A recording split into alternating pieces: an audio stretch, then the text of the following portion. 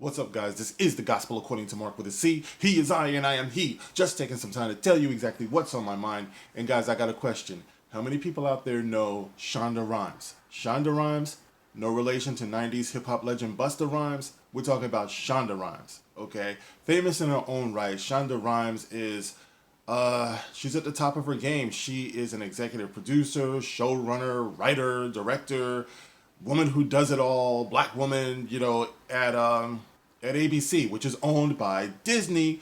All right, she's responsible for a bunch of shows that I never watched. One of them is Grey's Anatomy, hugely popular show. How to Get Away with Murder. What is it? There's a lot of them that she's made over the years, and she's had a lot of success. She's made a lot of money for ABC, which is owned by Disney, as I mentioned before. Did I mention that? Yes, ABC owned by Disney. So she's made them a ton of money. All right. So recently she left. I didn't even know that. She recently left ABC. And there's a couple of reasons why she left, but I want to deal with this one in particular because it tells me what a lot of us already know about Disney, which is that they're only interested in empty virtue signaling, in identity politics and puffing themselves up. They're supposed to be that company that believes in diversity and the celebration of black people and changing established white characters black and all this stuff. And, they just pat themselves on the back and they trumpet themselves all over the place. So this reason why Shonda Rhimes left, I found it rather interesting, right? So I got this article here that's on Decider.com, and I'm going to read part of it, okay? So she already says that she felt like she was going to leave, and this is being taken from an interview that she did recently with The Hollywood Reporter. So she starts off by saying that I felt like I was dying creating network TV, like I've been pushing the same ball up the same hill in the exact same way for a long time, she said. And then it says here, by the way, she's moved over to Netflix. All right, now talk about out of the frying pan, right? So she's leaving ABC to go over to Netflix, hopefully not to produce children's programming. And it says here, Rhimes finally cracked one day when it came to some Disneyland passes of all things, a free perk of her job with ABC. Because, of course, as I don't think I mentioned, ABC is owned by Disney. All right, so as a part of her role at the company, she got an all-inclusive pass to the theme park. And because she didn't have a partner, I think it's supposed to be partner, she was able to secure one for her nene, too. But when Rhimes' sister came to visit, she asked for an additional pass and was met with plenty of pushback, even told, "We never do this," multiple times. Okay. She finally got to the Disneyland pass. Or I should say, she finally got the Disneyland pass. But it didn't even work when her sister, daughters, and nene arrived at the park. So Rhimes called a high-ranking executive, she called Mickey Mouse, oh my God, at Disney to sort it out. His response, haha, don't you have enough? Ooh, that was it for Rhimes. So she's asking for another pass that actually works. And she's told, haven't we given you people enough?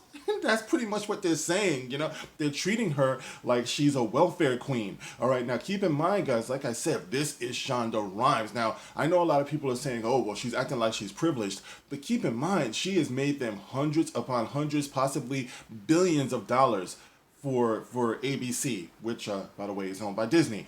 All right, so when you're making them that type of money and the pass that you have is not working, okay, it's not a matter of she just didn't get a pass or, she was denied a pass or whatever the case may be. The pass that she had wasn't working. She couldn't get in, all right? And when she's asking for a pass that works, this high-ranking executive, says, haven't we given you people enough? Well, that was it for Rhimes, who thanked him, hung up the phone, and made another call to her lawyer to figure out a way to get her over to Netflix, or she find a new representative. Wow. All right, well, fast forward a couple of years later, and Rhimes is working on more hits for the streaming giant under her lucrative deal, which is reportedly worth hundreds of millions of dollars, much more than an all-inclusive Disney pass. I would think so. Well, reading this, like I said before, it just stuck out to me because why would they treat Shonda Rhimes this way? Why would they deny her a simple Disney pass? Someone who's made you possibly and will go on to make you possibly billions of dollars. You got to keep in mind every show that this woman has created, even though I watched none of them, they've been hits. This was a great investment. Plus bragging points, for Disney and ABC because we got a black woman here and she's at the top of her game. You think they would like be shouting this off of a mountain, which they have been. But they lost her because they couldn't respect her. All she was asking for was passes that actually worked, and she was met with this welfare recipient attitude. You know what I mean? And why would they treat her that way? Here she is, like I said before, a black woman. Now I can't think of a white woman that Disney and ABC would disrespect this way. I mean, they have plenty of powerful white women who work there. I don't see them treating them this way. I mean, take for example, just off the top of my head, Roseanne Barr. Well, they wouldn't treat Roseanne. All right. All right, bad example. So anyway, getting back to Shonda Rhimes, let's just keep it with Shonda. All right, Shonda. They might as well have said bye, Felicia.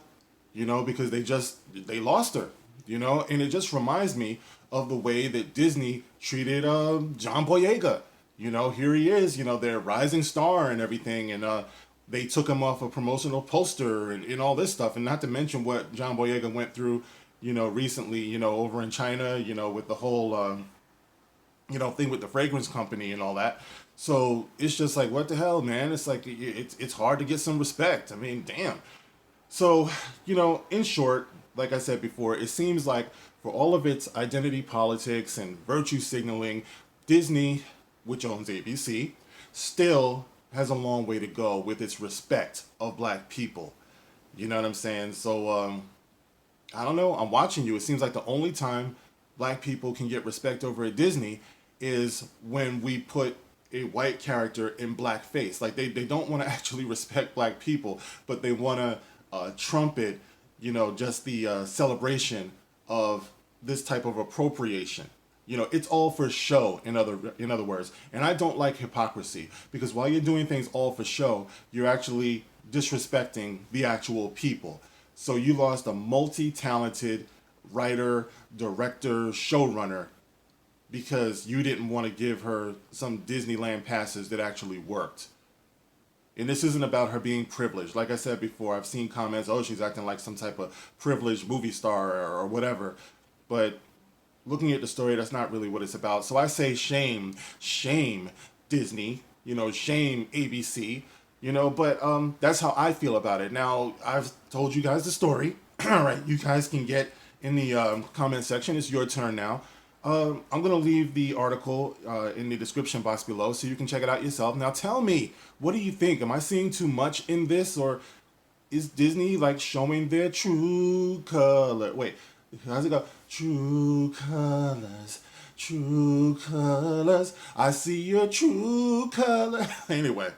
Yeah, so let me know, guys. Let me know how you feel about it in the comments section. And as always, you can it's early, okay? As always, you can you can share, you can subscribe. And when you subscribe, hit the notification bell so you get all of the notices, allegedly, when I drop my videos. And you can follow me on Twitter, as always. That link will be in the description box below. And I will check back in with you guys later. I'll see you next time. This is The Gospel According to Mark with a C. Rock on.